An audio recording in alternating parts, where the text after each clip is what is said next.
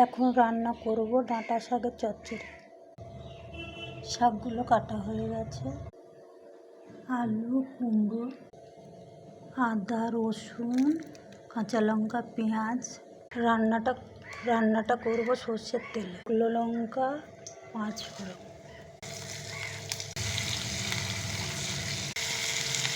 নুন।